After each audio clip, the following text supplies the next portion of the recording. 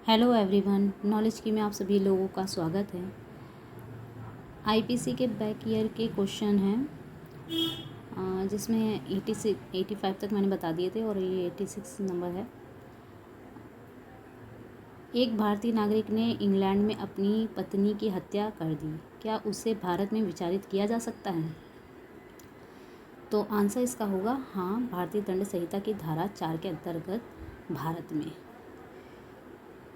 फिर next question है, भारतीय दंड संहिता में पुल्लिंग याचक शब्द प्रयोग किए गए हैं, तो ये हर व्यक्ति हेतु, चाहे वह नर हो या नारी। तो भारतीय दंड संहिता 1860 की धारा 8 के अनुसार पुल्लिंगवाचक शब्द जहाँ प्रयोग किए गए हैं वे हर व्यक्ति के बारे में लागू है, चाहे नर हो या नारी।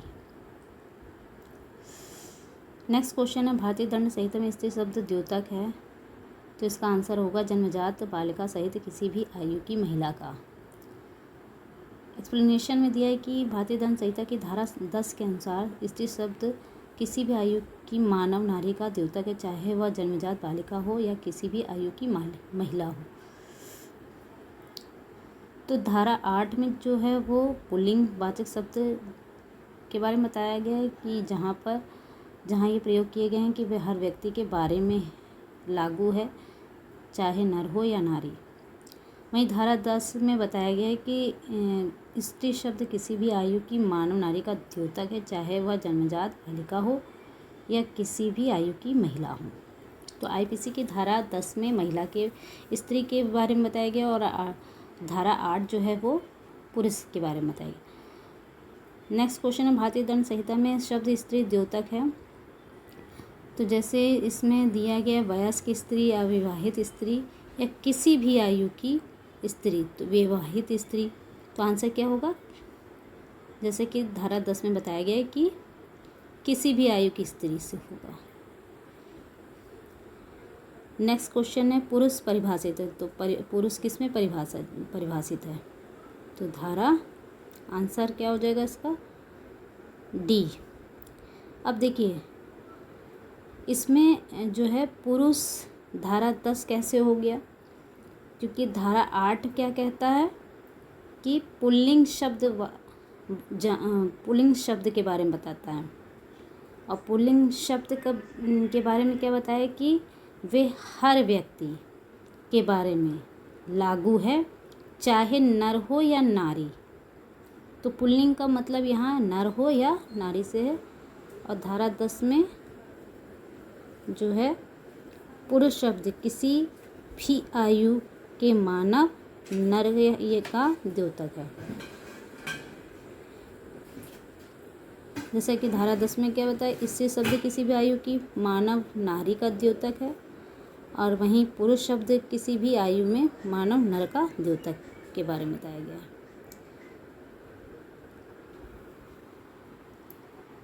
नेक्स्ट क्वेश्चन है, भारतीय दंड संहिता की किस धारा में भारत को परिभाषित किया गया? तो भारतीय दंड संहिता की धारा 18 में भारत को परिभाषित किया गया है। इसके अनुसार भारत में जम्मू कश्मीर राज्य के सिवाय भारत का समस्त राज्य क्षेत्र अभिप्रेत है। नेक्स्ट क्वेश्चन है, भारतीय दंड संहिता के अंतर्गत सरकार शब्द द्योतक है, इसका आंसर होगा सी, केंद्रीय सरकार या राज्य सरकार का। भारतीय दंड संहिता की धारा 17 के अनुसार सरकार शब्द केंद्रीय सरकार या राज्य सरकार के का द्योतक है। तो ये सरकार शब्द द्योतक है वो किस धारा में आता है? तो धारा 17 में। और भारत का वर्णन किस में है? भारत के बारे में किस में बताया गया है, परिभाषित किया गया है? तो वो धारा 18 में। नेक्स्ट क्वेश्चन है, भारतीय दंड संहिता में न्यायालय शब्द द्योतक होता है, इसका आंसर होगा सी, ऐसे न्यायाधीश का जिसे केवल न्यायिकता कार्य करने हेतु विधि द्वारा अधिकृत किया गया है। एक्सप्लेनेशन में बताया गया कि भारतीय दंड संहिता की धारा 20 के अनुसार न्यायालय शब्द उस न्यायाधीश का जिसे अकेले ही को न्यायिकता कार्य करने के लिए विधि द्वारा सशक्त किया गया हो, या उस न्यायाधीश निकाय का जिसे एक न्यायिक निकाय के रूप में न्यायिकता कार्य करने के लिए विधि द्वारा सशक्त किया गया हो, जबकि ऐसा न्यायाधीश निकाय न्यायिकता कार्य कर रहा हो का द्योतक है। नेक्स्ट क्वेश्चन है, न्यायालय शब्द को भारतीय दंड संहिता की किस धारा में परिभाषित किया गया है? तो न्यायालय शब्द किस में? धारा 20 में। नेक्स्ट क्वेश्चन है, निम्नलिखित कथनों में से कौन सा कथन सत्य है? तो पहला दिया है कि एक नगर पालिका का कर्मचारी लोक सेवक नहीं है। दूसरा, एडवोकेट लोक सेवक नहीं है। किसी विवाद को निपटाने के लिए न्यायालय द्वारा नियुक्ति पंच लोक सेवक है। तो इसका आंसर होगा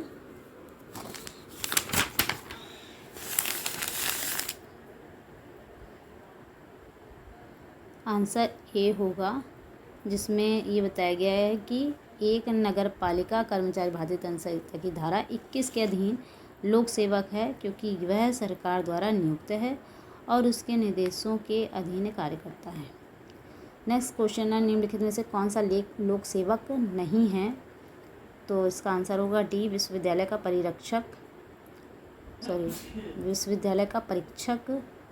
भारतीय दंड संहिता की धारा 21 के कुल 12 खंडों में लोक सेवकों की सूची दी गई है।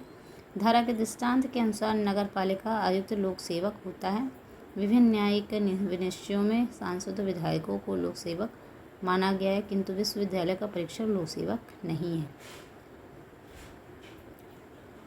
नेक्स्ट क्वेश्चन है, भारतीय दंड संहिता 1860 की धारा 21 के अनुसार निम्न में से कौन लोक सेवक है? तो संसद का सदस्य। नेक्स्ट क्वेश्चन है, निम्नलिखित में से एक लोक सेवक नहीं है।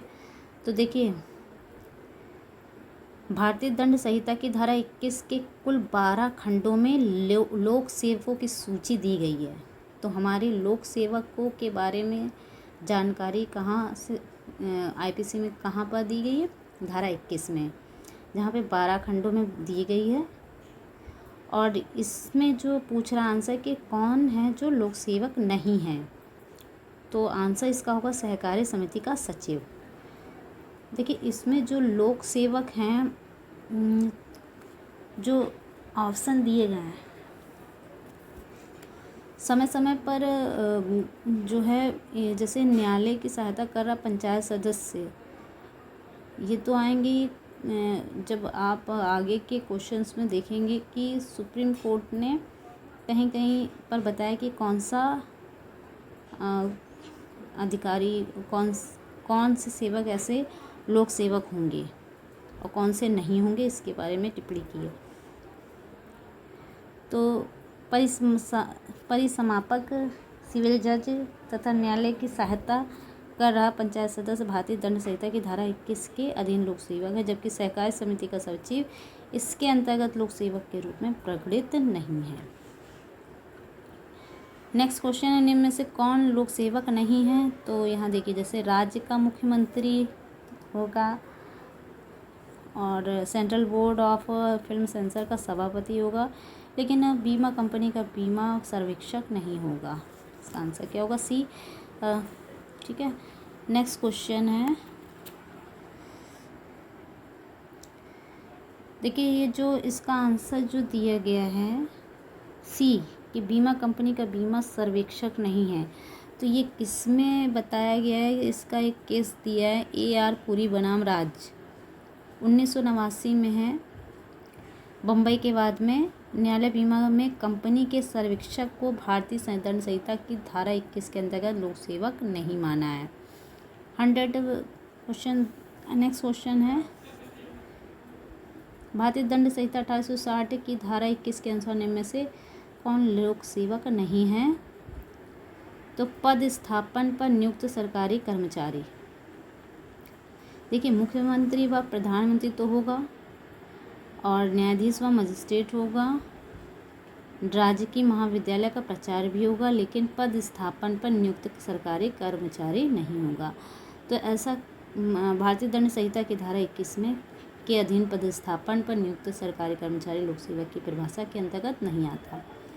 SS धनोवा बनाम Delhi municipality AIR 1981 supreme court 1395 का निर्णय में बताया गया है। नेक्स्ट क्वेश्चन है, भारतीय दंड संहिता 1860 में सदोष लाभ एवं सदोष हानि को परिभाषित किया गया है। तो धारा 23 में बताया गया। भारतीय दंड संहिता की धारा 23 में सदोष लाभ एवं सदोष हानि को परिभाषित किया गया है, यह जबकि धारा 27 में पत्नी लिपिक या सेवक के कब्जे में संपत्ति को धारा 24 में इस बेईमानी से और धारा 22 में जंगम संपत्ति को परिभाषित किया गया। नेक्स्ट क्वेश्चन है, निम्न में से कौन मूल्यवान प्रतिभूति नहीं है? तो एक पट्टे की प्रतिलिपि, तो एक किराया पत्र, तलाक का विलेख पत्र और प्रोमिसरी नोट, ये सभी के सभी मूल्यवान प्रतिभूति, जबकि जो पट्टे की प्रतिलिपि वो मूल्यवान प्रतिभूति नहीं है। ओके गाइस, आगे के क्वेश्चन मैं अगले वीडियोस में दूँगी।